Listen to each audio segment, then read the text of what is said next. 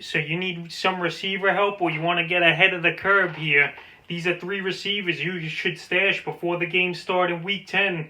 That in Week 11 you're ahead of the game.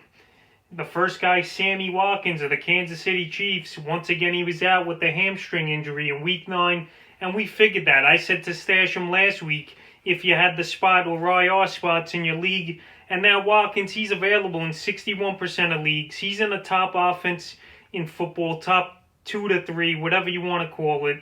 He's going to come back this week off the hamstring, and when he plays, which is very rare for Watkins, he usually misses 5-6 games a season. He puts up numbers. Mahomes trusts him. He knows the system. He plays well. And then in Week 11, when he should return on Sunday Night Football, the Chiefs go to Vegas, and I like the matchup for Sammy Watkins. He's got Vegas and Tampa the next 2 weeks. So he's out there in a bunch of leagues, like I said. So go out there and stash Sammy Watkins. The second guy is Denzel Mims of the New York Jets. And this guy, he really impressed me, man. Mims, not bad rookie receiver, second-round pick of the Jets, and just another guy in this draft that looks pretty good. And Mims, he didn't have the game that Rashad Perriman had, but I think that Perriman game was a little fluky with Joe Flacco in there. And Mims, he's going to play a lot. He dropped a couple deep balls, went his way. He just couldn't bring him down, but he had a decent game versus the Patriots. He caught 4 or 8 targets for 62 yards.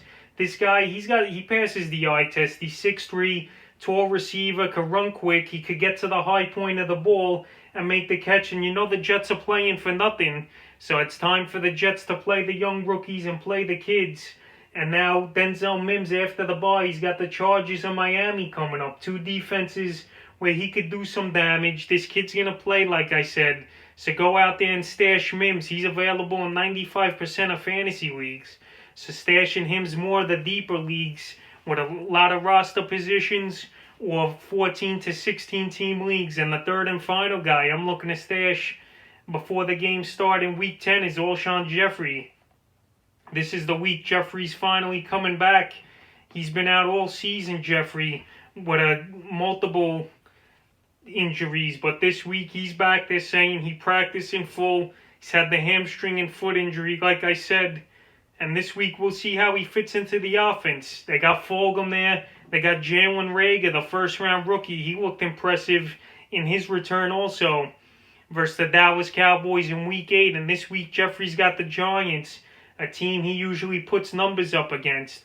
But this week's a wait-and-see approach. I'm not going to start him. But if he has a good game and a good role, then after that, Week 11 and 12, he's got dream matchups versus Cleveland, who gives up the 5th most fantasy points to receivers. And then in Week 12, you know, everybody puts in work on Seattle and almost gets 100 yards a game, some receivers.